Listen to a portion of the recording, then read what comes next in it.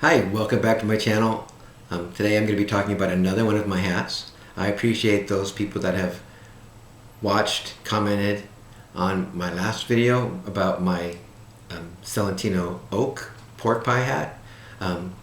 Since that time, I know Kevin Todd Gerber, who has an amazing YouTube channel. Kevin is a hat salesman at JJ Hat Center in New York City. He's been at JJ for about 25 years. And he knows everything there is to know about hats, and he has a video series that is well worth watching. I'll put the link in the comments. But Kevin just recently released a video about Selentino hats, so I'm anxious to see that, and I want to recommend it to every one of you. Today I'm going to be talking about another one of my hats. My name is David, by the way. This hat today is a Borsalino. It's a vintage hat. And I'll talk a little bit more about the details of this hat in a couple minutes. But first, I'll talk a little bit about the House of Borsalino. Borsalino was founded in 1857 by Giuseppe Borsalino. He ran the company for a long time and turned it over to his heirs, his nephews, I think. Teresio, and Teresio ran the company until his cousin Lazzaro decided to branch out on his own and split the company. So for a long time, the House of Borsalino was split between the Antica Casa, run by Teresio, and his cousin Lazzaro, who ran Borsalino fu Lazzaro, and they fought for a long time until finally they were able to reunite the company under the Antica Casa. After in the post-war era, Borsalino, like many other hat companies, went out of popular fashion. Hats, like we all know of hats, went way down, declined in popularity. The people coming back from World War II were sick of wearing hats. People were now primarily in personal automobiles, and hats weren't as convenient to wear then. So, and much to and really, I don't want to speak about the myth about JFK, because that's really just a myth. JFK really had very little influence on hat wearing. Okay, but anyway, at that time, Borsalino changed their marketing and started marketing their hats as luxury items, as cult items. You know, people who were interested in hats wanted to own a Borsalino because they were something special, and they truly are. They're very well made, beautiful hats. I tend to find the story of Borsalino very Italian, and I'm quite an Italophile, but there was all kinds of drama attached to the Borsalino company.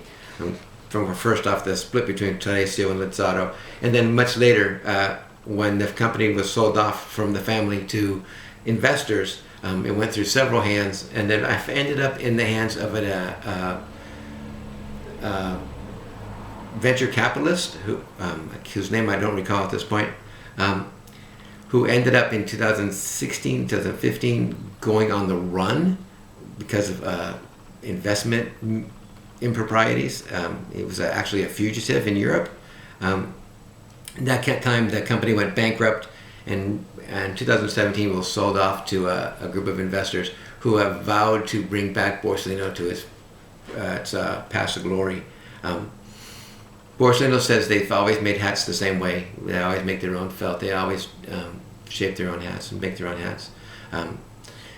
But there have been a lot of people saying that the quality of Borsalinos went way down post-bankruptcy.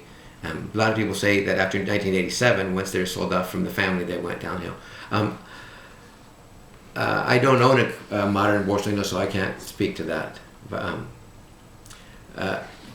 the hat that I'm owning, that I have in my hand, is as a pre-1987 Borsalino. From what I've been able to research through places like the Fedora lounges, about mid-70s maybe. I don't like to think of it as a vintage hat because I'm not a vintage guy, and I grew up in the 70s. I mean, I graduated from high school in the mid-70s, so can't really be a vintage hat if I'm not a vintage guy. But that's here nor there.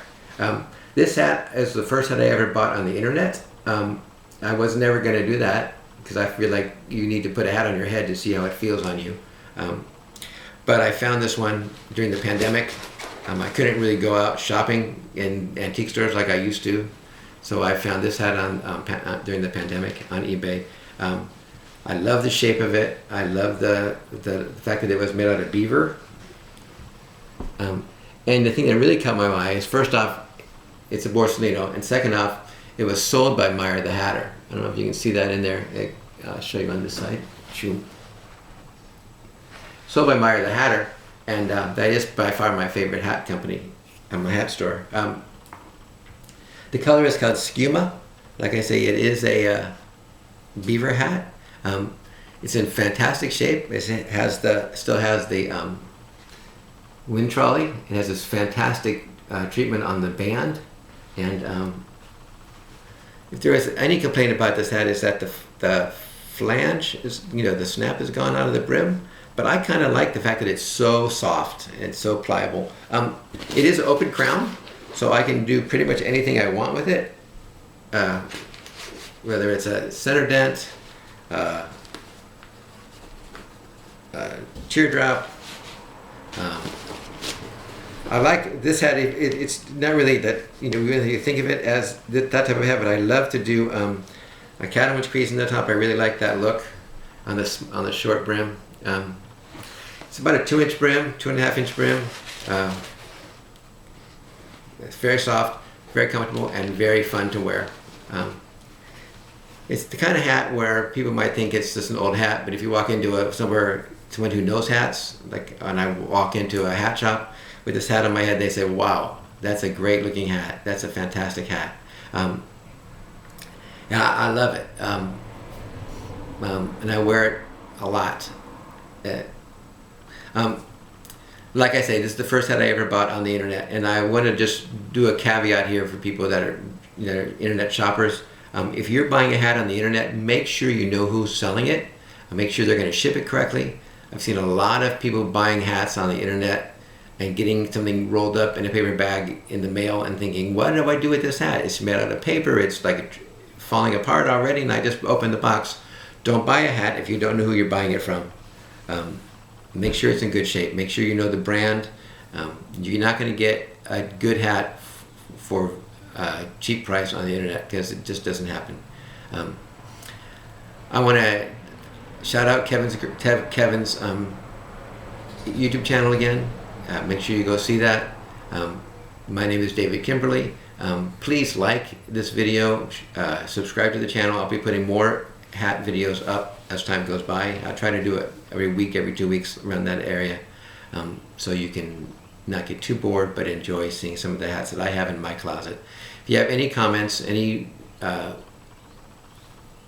corrections, anything like that, feel free to put them in the comments below. Thanks for watching, and I'll see you in a week or two. Have a great Thanksgiving.